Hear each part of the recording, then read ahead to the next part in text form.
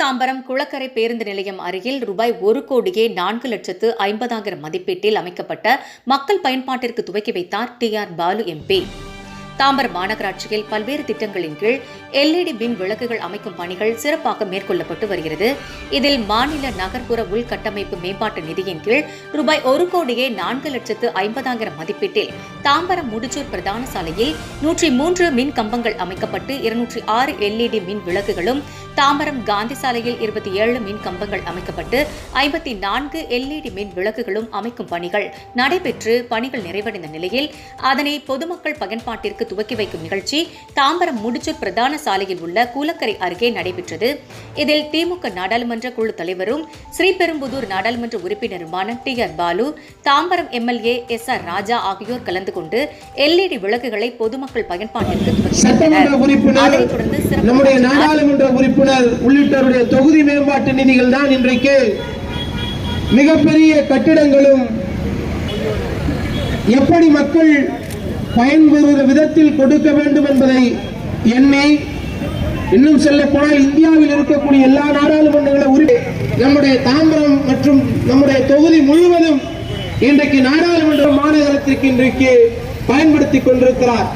150 கோடி ரூபாய் மருத்துவமனை என்பதை எல்லாம் எனக்கு முன்பாக கல்வியை நீட் போன்ற அரசு தேர்வுகளை எதிர்கொள்வதற்கு, பொறியியல் சார்ந்த கேட் போன்ற அறிவு தேர்வுகளை எதிர்கொள்வதற்கு அந்த அறிவுசார் நூலகம், இப்படி பல்வேறு திட்டங்கள்.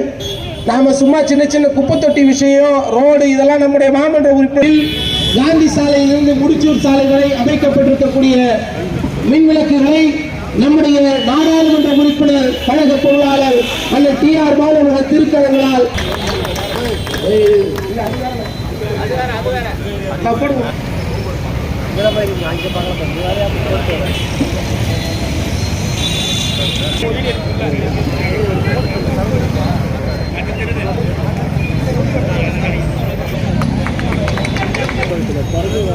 இந்த விளக்கை நமக்கு அமைத்து தந்த மண்டல செயல் பொறியாளர்கள் திரு ஆனந்த் ஜோதி அவர்களே, திரு தங்கதுரை அவர்களே உள்ளிட்ட அத்தனை அரசு அதிகாரிகளுக்கும் மீண்டும் மாலை வணக்கத்தை அன்போடு நான் தெரிவித்துக் கொள்கிறேன். இந்த நிகழ்ச்சியை பொறுத்தவரை தாம்பரம் என்று சொன்னால் பழைய தாம்பரம், இதுதான் பூர்வீகமான ஒரு ஊர். இந்த ஊரில் இருந்து வளர்க்கப்பட்டதுதான் இன்றைக்கு பார்த்து கொண்டிருக்கின்ற மிகப்பெரிய தாம்பரமாக வளர்ந்திருக்கின்றது. இந்த தாம்பரம் வளர்ச்சி இன்றைக்கு பார்க்கிறோம் என்று சொன்னால், நம்முடைய நாடாளுமன்ற உறுப்பினர் TR பாலு அவர்கள் எனக்கு தெரிந்து முதலாக 91 தேர்தலில் நின்றிருந்தாலும் அதற்கு முன்னால் நடைபெற்ற பல்வேறுபட்ட தேர்தல்கள் முரசொலி மாறனவர்கள் இங்கே நிற்கின்ற பொழுது, அதுவும் ஆலடி அருணா அவர்கள் இருக்கின்ற பொழுது, அதற்கு முன்பாக 83 நாளிலே இங்கே தொழில் செய்யும் போது தொடர்ந்து தாம்பரம் பகுதியிலே சுற்று வட்டாரத்தில் இருக்கின்ற பொதுமக்களாக இருந்தாலும் சரி, மக்கள் தொகையாக இருந்தாலும் சரி, அத்தனை பேருமே நன்கு அறிவோம். இங்கே சில செய்திகளை உங்கள் மத்தியில் சொல்ல வேண்டும் என்று சொன்னால், இங்கே இப்போது LED விளக்கு போடப்பட்டிருக்கின்றது. இந்த LED விளக்கு மேடைகளில் அமர்ந்திருக்கின்ற அண்ணன் TR பாலு அவர்கள் 2021 தேர்தலின் நேரத்திலே திராவிட முன்னேற்ற கழகத்தின் சார்பாக தேர்தல் அறிக்கையை தயாரிக்கின்ற குழுவினுடைய தலைவராக இங்கே இருந்தார். தலைவராக இருந்தது மட்டுமல்ல, ஒரு 8 மாத காலங்கள் தொடர்ந்து தமிழ்நாடு முழுவதும் சுற்றுப்பயணம் செய்து எந்தெந்த பகுதிகளுக்கு என்னென்ன தேவைகள் என்பதையெல்லாம் உணர்ந்து அதற்கு பின்னால் மிகப்பெரிய ஒரு ரிப்போர்ட்டை தயாரித்து அதை அரசின் கவனத்திற்கு, நம்முடைய கழக கவனத்திற்கு எடுத்துக்கொண்டு 2021 தமிழ்நாடு ஆட்சி பொறுப்புக்கு வந்தது திராவிட முன்னேற்ற கழகம் என்று சொன்னால், அண்ணன் தளபதி அவர்கள் எடுத்துக்கொண்ட முயற்சியில், அண்ணன் நாடாளுமன்ற உறுப்பினர் TR பாலு அவர்கள் எடுத்துக்கொண்ட முயற்சியில் இன்றைக்கு ஆளுகின்ற அரசாக திராவிட முன்னேற்ற கழகம் வந்திருக்கிறது என்று சொன்னால் அதற்கு முக்கிய காரணமே அவர்தான். இந்த பக்கம் கொஞ்சம் லைட் இல்லை, நிறைய பெண்கள்லாம் உட்காந்துருக்கீங்க. இது மீட்டிங்காக போடல, ஆன் பண்ணிட்டு போயிடலான்னு இருந்தோம். ஆக இன்றைக்கு மாதம் 1000 ரூபாய் இன்றைக்கு பெண்கள் வாங்குகிறார்கள் என்று சொன்னால் அந்த தேர்தல் அறிக்கையிலே சேர்த்த பெருமை நம்முடைய நாடாளுமன்ற உறுப்பினர் அண்ணன் DR பாலு அவர்களுக்கு தான் உண்டு. இப்போது LED விளக்கு நாங்கள் தேர்தல் நேரத்திலே சொன்னோம், நாங்கள் ஆட்சிக்கு வந்தால் தாம்பரம் நகராட்சியை மாநகராட்சி ஆக்குவோம் என்று சொன்னோம். தமிழகத்தினுடைய முதல்வர் தளபதி அவர்கள் இதே சண்முகம் சாலையில எனக்கு வாக்கு கேட்கும் போது சொன்னார், தாம்பரம் திராவிட முன்னேற்ற கழகம் வெற்றி பெற்று நாங்கள் ஆட்சிக்கு வந்தால் தாம்பரம் மாநகராட்சியாக தரம் உயர்த்தப்படும் என்று சொன்னார். அண்ணன் தேர்தல் வாக்குறுதியிலே சேர்த்தார், அவர் வாக்குறுதி கொடுத்தார். கொடுத்த 2 ஆண்டுகளிலே இன்றைக்கு மாநகராட்சியாக உயர்ந்திருக்கிறது என்று சொன்னால் அதற்கும் நம்முடைய நாடாளுமன்ற உறுப்பினர்கள் தான் அந்த பெருமை சேரும். நாடாளுமன்ற மாநகராட்சி வந்தவுடனே மாநகராட்சி திராவிட முன்னேற்ற கழகம் கைப்பற்றியவுடன் முதலாக எதிரே கையெழுத்து போட வேண்டும் என்று சொல்லுகின்ற நேரத்தில் நாங்கள் அன்றைக்கு ஆணையராக இருந்த இளங்கோவிடத்திலே சொன்னோம், முதல் கையெழுத்து விளக்குதான் வேண்டும் என்று. முதல் கையெழுத்து நம்முடைய மாநகராட்சி மேயர் போட்டது LED விளக்குகளுக்கு 48 கோடி ரூபாய் மாநகராட்சி முழுவதும் தாம்பரம் பல்லாவரம் தொகுதிக்கு போடப்பட்டு அதுதான் இன்றைக்கு ஒரு பகுதியாக இன்றைக்கு இந்த விழா நடைபெற்றுக் கொண்டிருக்கிறது. இப்பொழுது நீங்கள் பார்ப்பது LED விளக்கு. ஆனால் இதுக்கு முன்பாக இதே இடத்துல என்ன விளக்கு இருந்தது என்று சொன்னால் சோடிய விளக்கு இருந்தது. அந்த சோடிய விளக்கை யார் போட்டு தந்தது என்று சொன்னால் முதலாக 1996 நம்முடைய நாடாளுமன்ற உறுப்பினராக தேர்ந்தெடுக்கப்பட்டவுடன் அவருடைய தொகுதி மேம்பாட்டு நிதி 35 லட்சத்தை கொடுத்து முதல் சோடிய விளக்கு இதே முடிச்சூர் சாலையிலே அவருடைய நிதியிலே போடப்பட்டு வேளச்சேரி சாலை, முடிச்சூர் சாலை, அந்த பாரத் இன்ஜினியரிங் காலேஜ் பக்கத்தில் இருக்கின்ற அந்த சாலையில அந்த விளக்கு போடப்பட்டது. இங்கே கூட கோபி அவர்கள் என்னிடத்திலே கொடுக்கும்போது இந்த விளக்கை LED விளக்கை அண்ணன் போட்டதை நீங்கள் பார்த்திருக்கிறீர்கள். சோடிய விளக்கை அவர் கொடுத்ததை நாம் பார்த்தோம். அதற்கு முன்பாக மெர்க்குரி விளக்கு என்று ஒன்று இருந்தது. அதற்கு முன்பாக டியூப் லைட், 4 அடி டியூப் லைட், 2 அடி டியூப் லைட் இருந்ததை நாம் பார்த்திருக்கிறோம். அதற்கு முன்பாக குண்டு பல்பு இருந்ததை இதே பகுதியிலே பார்த்திருக்கிறோம்.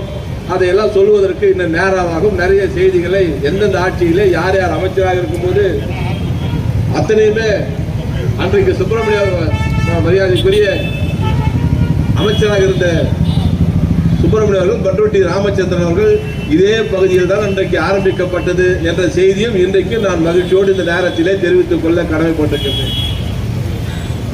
இன்னும் நான் பேச வேண்டும் என்று சொன்னால் நிறைய பேசிக்கொண்டே இருக்கலாம். இன்றைக்கு பக்கத்தில் இருக்கின்ற இந்த குளம் இன்றைக்கு மகிழ்ச்சியோடு ஒரு நாளைக்கு குறைந்தது எனக்கு தெரிந்து நடைபயிற்சி செய்பவர்கள் மட்டும் காலை மாலை 1000 பேருக்கு குறைவில்லாமல் செய்கிறார்கள். அதுவும் இப்பொழுது நம்முடைய புலியார் கோயிலை மாற்றி அமைத்த பின்பு அது எத்தனை ஆயிரம் பேர் வருகிறார்கள் என்று எங்களாலே சொல்ல முடியவில்லை. ஆனால் நாடாளுமன்ற உறுப்பினர் இந்த நிகழ்ச்சி முடித்தவுடன் தயவு செய்து நீங்கள் அந்த கோயிலை ஒரு முறை பார்த்து விட்டு தான் செல்ல வேண்டும் என்று பொதுமக்கள் சார்பாக என்னுடைய கோரிக்கையை நான் வைக்கிறேன். காரணம், கும்பாபிஷேகத்தை அன்றைக்கு வந்தார், வந்துட்டு இந்த கூட்டத்தை பார்த்து உடனே என்னால் முடியாது பாட்டி இப்படியே திரும்பி போயிட்டாரு. ஆக கும்பாபிஷேகம் வந்ததுக்கும் இந்த நேரத்திலே கிராமத்தின் சார்பாக என்னுடைய மனமார்ந்த நன்றியை இந்த நேரத்திலே தெரிவித்துக் கொள்ள கடமைப்பட்டிருக்கின்றேன். நிறைய பேர் நம்ம ஜனங்களுக்கு தெரியாது. பக்கத்தில் ஒரு போர்டு இருக்குது பாருங்க, 2003 முதலாக இந்த குளத்தை சீர் செய்ய வேண்டும் என்று நாங்கள் கேட்டு முதல் நிதியாக 2003 அவருடைய தொகுதி மேம்பாட்டு நிதி 10 லட்சம் ரூபாய் கொடுத்து தான் இன்றைக்கு இந்த குளத்தை நாங்கள் அன்றைக்கு ஆரம்பித்தோம். இன்றைக்கு படிப்படியாக இன்றைக்கு வளர்ந்து இது ஒரு லேண்ட்மார்க் போல இன்றைக்கு அத்தனை பேருமே மகிழ்ச்சியோடு இருக்கிறார்கள். அங்கே காரிய மண்டபம் கட்டிவிட்டோம், கோயில்களெல்லாம் சீரமைத்திருக்கிறோம். இன்னும் வெகு விரைவில் இதில் ஒரு கட்டிடம் வரப்போகிறது. அந்த கட்டிடமும் இந்த பகுதி மக்களுக்கு தேவையான உதவிகள் செய்வதற்குண்டான ஒரு திட்டத்தின் அடிப்படையில் அந்த கட்டிடத்தை இன்றைக்கு தயார் செய்து கொண்டிருக்கிறோம். வெகு விரைவில் அதுவும் நம்முடைய நாடாளுமன்ற உறுப்பினர்கள் தொடங்குவார் என்பதை இந்த நேரத்திலே மகிழ்ச்சியோடு தெரிவித்துக் கொள்ள கடமைப்பட்டிருக்கின்றேன்.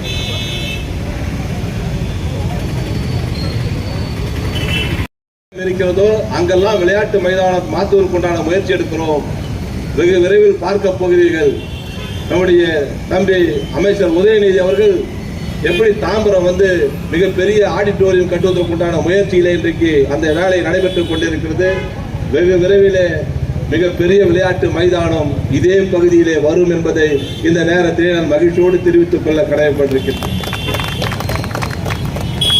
இன்னொரு முக்கியமான விஷயம், எனக்கு தெரிந்த தேர்தலிலே நான் 1969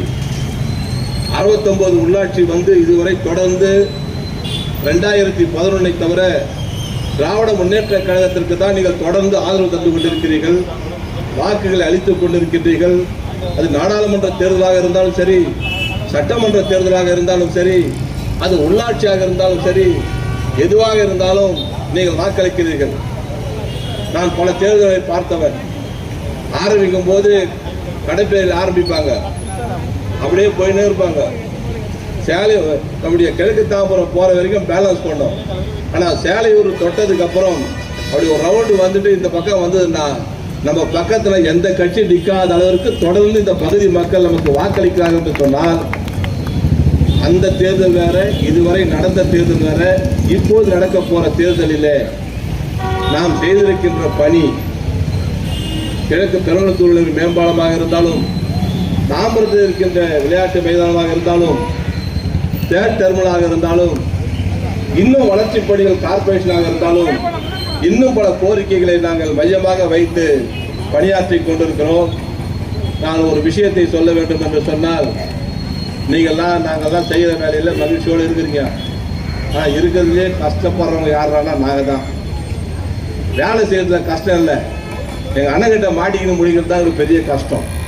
நாங்கள் சொன்ன டைம் 6:30, ஆனால் அவர் 5க்கே வந்துட்டார். நாங்கள் என்ன பண்ணுறது, விலைக்கு இருக்கிறதுக்கு அப்புறம் தான் விற்க முடியும். ஆக அவர்கிட்ட வேலை செய்வது என்பது, திட்டமிட்டு வேலை செய்வது என்பது, அவரிடத்தில் யாராவது ஒருவர் பணியாற்றி விட்டால் தொடர்ந்து காலத்துக்கெல்லாம் மக்கள் மத்தியில் இருக்கக்கூடிய ஒரு நிலையை, ஒரு சுறுசுறுப்பை நமக்கு தெரிந்து வேற எந்த நாடாளுமன்ற உறுப்பினரும் நமக்கு இருக்க மாட்டார்கள். அந்த வகையில் நம்முடைய நாடாளுமன்ற உறுப்பினர் நமக்கு கிடைத்திருக்கின்றார். 2 நாளைக்கு முன்னோடு ஒரு நிகழ்ச்சி பண்ணார். சிதம்பரம் அவர்கள் பேசினார்கள், ஆசிரியர் வீரமணி அவர்கள் பேசினார்கள், நம்முடைய முதலமைச்சர் அவர்கள் பேசினார்கள், இந்து ராம் அவர்கள் பேசினார்கள். எனக்கு தெரிந்து கலைஞருக்கு பின்னால் தன்னுடைய வாழ்க்கை வரலாறையும் எழுதியவர் அவர்தான். நாடாளுமன்றத்தில் அவருடைய பேசிய கருத்துக்களையும் புத்தகமாக எழுதியவர் அவர்தான். அந்த புத்தகத்தை வாங்கினதுனா எங்களுக்கு 11,000 ஒரு செட் அவர் எழுதிய புத்தகம் தமிழ் ஆங்கிலம் வேண்டும் என்று சொன்னால், அந்த அளவிற்கு அவருடைய எழுதி அவர் சென்ட்ரலிலே பணியாற்றியதெல்லாம் அவர் எழுதியிருக்கின்றார். ஆக நமக்கு கிடைத்திருக்கின்ற நாடாளுமன்ற உறுப்பினர் வேறு யாருக்கும் கிடைக்க மாட்டார்கள். வருகின்ற தேர்தலிலே இந்த பகுதியில் இருக்கின்ற இளைஞர்கள், தம்பிமார்கள், சகோதரிகள், கழகத்தோடு அத்தனை பேருமே எங்களை எதிர்பார்க்காமல், கடந்த முறை நான் தெரியும் உங்களுக்கு, எந்த ஊரில் ஓட்டு போட்டாலும் நம்ம ஊரில் குறையாது. இந்த தடவை நம்மளை எதிர்த்து நிற்பவர்கள் யாராக இருந்தாலும் டெபாசிட் கிடைக்காத அளவிற்கு நம்முடைய பணியை சுறுசுறுப்பாக இயக்குவதற்கு நாம் தயாராக இருக்க வேண்டும். அந்த வகையில் இந்த நிகழ்ச்சியில் கலந்து கொண்டு எங்களை பெருமை சேர்த்த நாடாளுமன்ற உறுப்பினர்களுக்கு கிராமத்தின் சார்பாகவும், என் சார்பாகவும், மக்கள் பிரதிநிதிகள் சார்பாகவும் என்னுடைய மனமார்ந்த நன்றியை தெரிவித்து விடைபெறுகிறேன். நன்றி, வணக்கம்.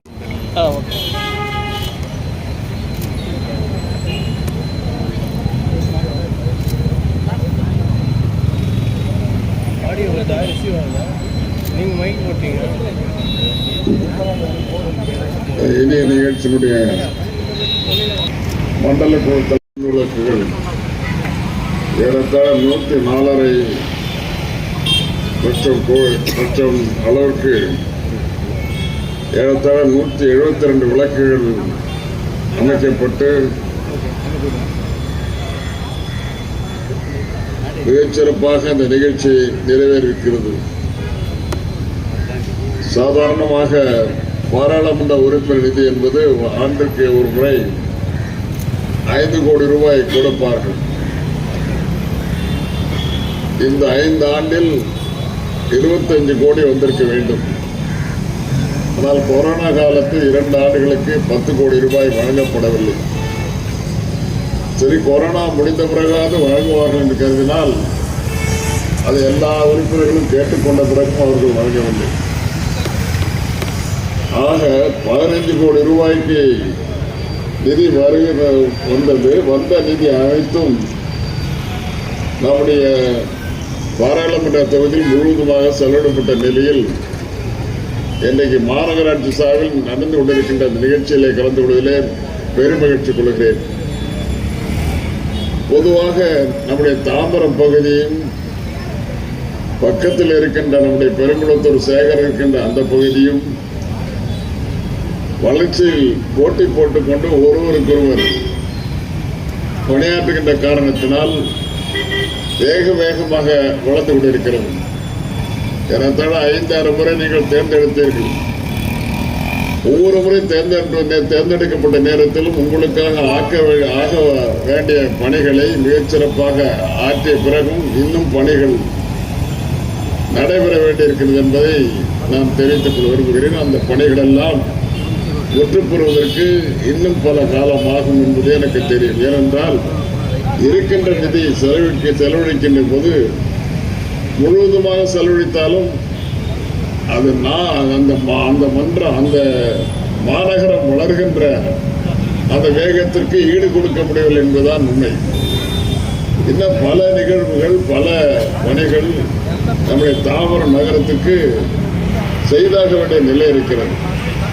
ஆகவே மாமன்ற உறுப்பினர்கள், மாநகரத்தினுடைய இருக்கின்ற அதிகாரிகள், பாராளுமன்ற உறுப்பினர், சட்டமன்ற உறுப்பினர் எல்லோரும் ஒருங்கிணைந்து ஒன்றாக சிந்தித்து இந்த பணிகளை மேற்கொள்வது என்பது மிக மிக தேவை என்பதை நாம் உணர வேண்டும். அப்படிப்பட்ட பணிகளை மேற்கொள்கின்ற பொழுது ஒருங்கிணைப்பு இல்லாமல் இருந்தால் அந்த பணிகள் சிதறி போகும். கனவு, அந்த எண்ணங்கள் சிதறி போனால் சரியாக அந்த பணிகள் முடிக்கப்படாது. இந்த பக்கத்தில் இருக்கின்ற குளத்திற்கு முதலிலே சுற்றுச்சூழல் வைப்பது, அதை சீர் செய்ய வேண்டும் என்பதற்காக 10 லட்சம் ரூபாய் நம்முடைய SR ராஜா அவர்கள் கேட்டார்கள். அந்த நிதி வழங்கப்பட்டது. அந்த நிதி வழங்கிய பிறகும் அந்த பணி முழுவதுமாக நிறைவேறிக்கிறது என்றால் இப்போது ஓரளவுக்கு நிறைவேறிக்கிறது. நம்முடைய மக்கள் இதை பயன்படுத்துகிறார்கள். காலையிலும் மாலையிலும் நடைபயிற்சி மேற்கொள்வதற்காக வருகிற நிலையை பார்த்தால் ஆயிரக்கணக்கில் வந்து குவிகிறார்கள்.